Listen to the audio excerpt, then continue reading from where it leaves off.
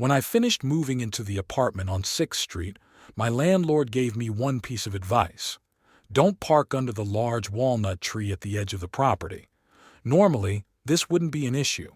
After all, I had my own assigned parking space a short distance away. I never questioned my landlord's advice.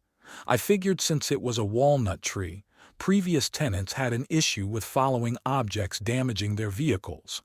If I had only known, it wasn't what the tree produced, it's what the tree took. The first few months were uneventful. The only issue I ever had with the property was the line of downtown bars directly behind the apartments. Occasionally, the noise level would get too high, especially on the holidays or summer. Fortunately, during those times I'd just turn my fan on high and fall asleep with little issue. I kept a wide berth from the tree in question, but that didn't stop me from noticing weird things right off the bat. Every week there was a cat stuck in the tree. A fire truck frequently stopped by the apartment once a month to save the yowling cat. That's when I noticed it was a different cat every single time. Several squirrels scurried through the yards, but they seemed to steer away from the tree. I would have thought a walnut tree would be a prime target for them, but instead the squirrels followed a broad circular path around the tree, even if it meant cutting into the road and nearly getting squashed by oncoming traffic. The squirrels avoided the tree at all cost. Unfortunately, not much later, some drunk jerk from one of the bars parked in my spot before sauntering off to the bars. It was in the evening when it happened, so I couldn't simply call to have his car towed, and I had no wish to get into a fight with a belligerent drunk, so I did the only thing I could do. I parked beneath the tree. Since the Midwestern's winters were known to be quite dangerous, I kept a spare change of clothes in my car just in case I was ever stranded somewhere during my midday commute. However, winter had long since concluded, with robins chirping away in every tree, except the one I had parked under. I remembered my landlord's warning, but the only alternative was parking several blocks away. Besides, I drove a clunker anyway, and I wasn't worried about a couple scrapes from falling walnuts.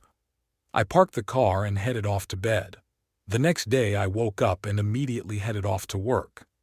As I passed the back of the car, I noticed through my hatchback's glass window that my trunk was conspicuously empty. I looked up to see my backup shirt and pants hanging from a tree limb. "How the hell?" I said to no one in particular. My first thought was that one of the drunks from last night did it. But there were more than a couple problems with this notion. First, I had interacted much with anyone to become inflicted with their ire. Secondly, I knew I had locked my cars. And thirdly, I had serious doubts a drunkard could break into my car and then climb a tree in order to place it there in the first place. I suppose he could have tossed it up there, but even from the ground I could see the pants and shirt were perfectly hung from a tree branch as if they were placed there by a careful hand. I cursed audibly for a few moments before calling my landlord. He came with a ladder and helped me retrieve my clothing items. He never quite said, "I told you so," but the wry look he gave me told me practically everything. In the weeks that followed, I arrived at one inevitable conclusion. The tree took things. I had seen how the animals avoided it. I had seen how every cat seemed to get stuck in that tree in particular. And it had somehow taken my clothes out of my locked car. At first I resolved to simply avoid parking in that area again. But as the days become longer and warmer, I knew the bars would only get more crowded. Sooner or later I would be forced to park under the tree once more. So I went to the store and I bought some countermeasures. A few weeks later, someone parked in my spot again. I could have called the landlord and had him get the offending car towed. He seemed to indicate the trouble was preferable to him, hauling a ladder to retrieve my items all over again.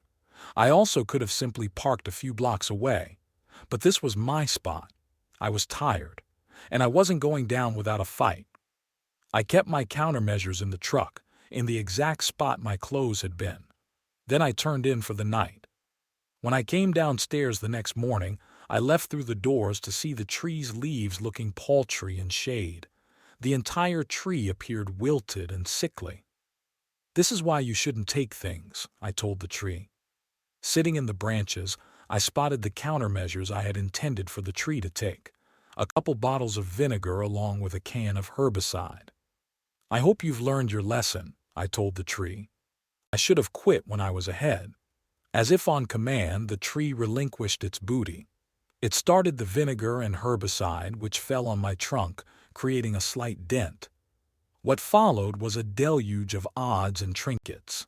I spotted a few toys along with several Nerf guns, a super soaker, and more than a few frisbees. Several pairs of shoes followed. Then at least 100 walnuts shattered my windshield. Touché, I told the tree. I moved out the next month, having learned my Pyrrhic lesson from the tree. I had to use my security deposit to cover the cost of fixing my cars, but I made sure my next digs weren't anywhere near a walnut tree.